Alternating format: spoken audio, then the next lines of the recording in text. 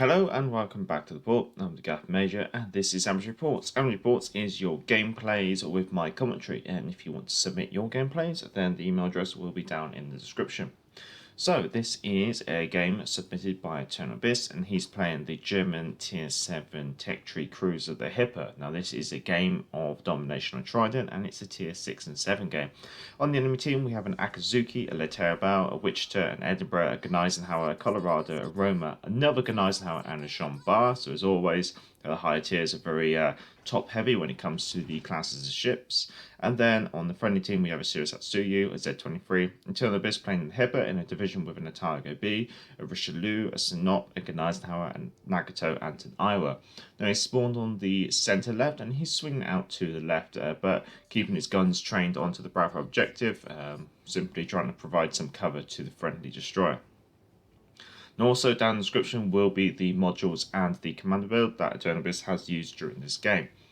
However, I should let you know that he's taken Aim Systems Module 1, Propulsion Module 2, Steering Gears Module 3, and Main Battery Module 3.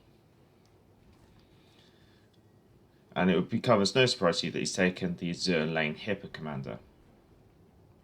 So, spotted, there's the Jean Bar. First volley of the game at 13 minutes and 59 seconds to go. Also, the Leterabao has been spotted, along with a Gneisenhower. So getting away with that volley from the Gneisenhower. The Leterabau's fired the volley as well. Obviously got our catapult fighter launched quite early in the game, getting ourselves our second fire on the Jean Bar, forcing the damage con on the Jean Bar as well.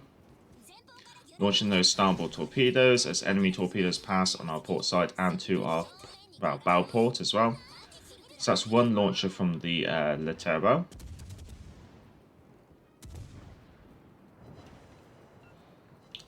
Now the Edinburgh is on the starboard side, firing shots over the island at him.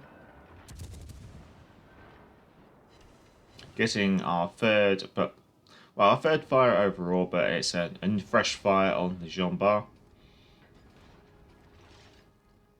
Unfortunately, our torpedoes aren't able to find their mark. Just got to be cautious of the Leterabao on our port side as we swing around to try and get our port torpedoes out, which makes us quite broad onto the Jean Bar, and she does find our citadel, thankfully not doing a lot of damage, has completely slowed it down, burning the Jean Bar out, dodging the torpedoes from the Leterabao as well. On goes the sonar, volley from the Edinburgh coming in at the front, switched armour piercing, picking on the broadside Edinburgh. However, we still got one launcher on the port side, so get that fired out onto the Leterabao as we're getting citadels on the continued broadside Edinburgh.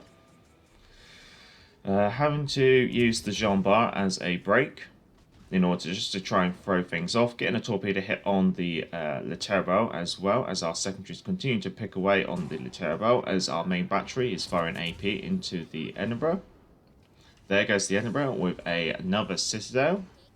That just leaves the Leterabao chasing us from behind. So obviously switching back to high explosives. Quickly throwing it around because there's the torpedoes.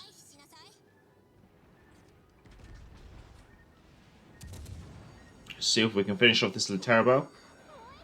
There we go. We got ourselves kill number 3. So we got a Gneisenhower off to our port side. We got the Akazuki off to our starboard side. We also have the Colorado off to our port side. And if I can remember correctly, we also have a Gneisenhower off to our starboard side. So we're very much in the middle of a lot of pain here. So getting our final repair party active to see what amount of HP we can regain. Our secondaries are chipping away on the Akazuki, while our main battery is firing onto the Gneisenhower. Switch to high explosives and swing those turrets round onto the Akazuki.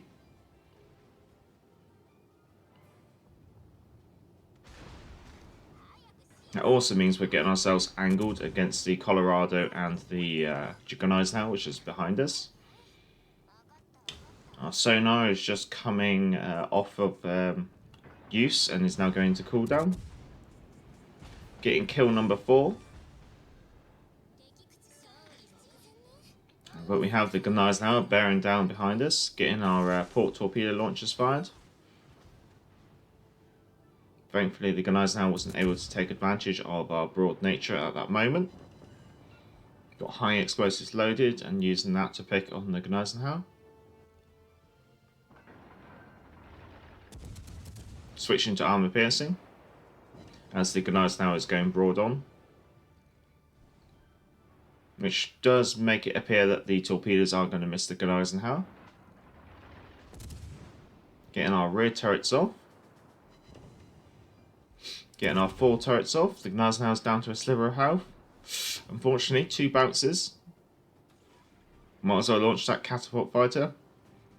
Get the commander off while he still can. So, final volley of the HE, that should be able to wrap up the Gneisenhower, getting ourselves a Kraken unleashed at 9 minutes and 29 seconds. So that's a Kraken in 4 minutes and 30 seconds in a tier 6 and 7 game. Can we make it kill number 6 by finishing off the Roma? We do have armor piercing loaded.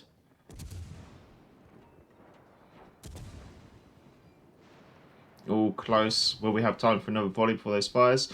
Oh, no, someone else seals the deal. That just leaves the enemy gunners now, but it's worth noting that the enemy team only has 10 points left.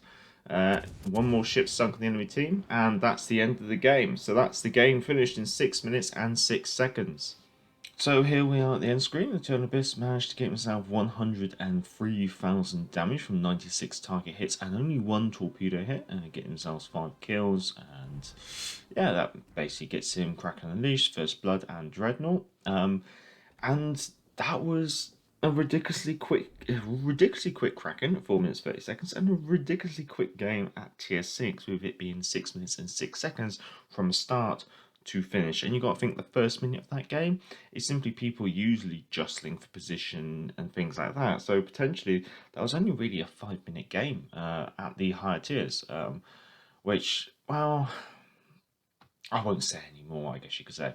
So looking at the teams, and obviously Eternal Abyss is coming in at the top of his team at 2,688 elite ship XP earned, and yeah, quite a difference. But and most people on his team managed to make 1,000. Obviously, that's with a 1.5 multiplier. So really, only the top 5 places only actually made more than 1,000 ship XP. If you don't include the 1.5 multiplier, none of the enemy team, only really 1 person managed to break that 1,000 ship XP mark. So, but then again, it was a very quick game, and therefore trying to earn a lot of XP can be quite difficult, especially in those short games.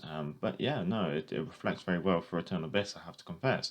Going to the economy, and even, well, this is his first win of the day in the ship, and with a premium count, he's made 225,000 credits. Without the premium count, he would have made 93,000 credits. Now, this is before they've reduced the cost of playing Tier 7, so obviously he would have made more money with that. But yeah, no, all in all, he's made himself a nice, pretty penny. Well, as always, down in the description is the modules and the command build used. But I just want to run through his commander. He's using the Azur lane Hipper, and the skills he's using are Beyond Range, Full Speed Ahead, Vice Defense, Fixated, and By the Book. And then for inspirations, he's using Sansonetti, level 11, Legendary 1, and Norman Scott, level 15 legendary 2. Well, if you have enjoyed this average report, feel free to give it a thumbs up. If you enjoyed the content, feel free to subscribe. And if you are not if you are already a subscriber, I should say, then thank you very much for your continued comments, contributions, and support. And let's say thank you very much for Eternal Abyss for sending in the fastest Kraken I've ever seen, especially at tier 6 and 7. And thank you for your continued submissions. As always, thank you very much for everyone for watching. Down in the description will also be the email address to send in your own captures, along with the link to Patreon if you want to support the channel on Patreon. Until next time, I'm the Major, and back to the port.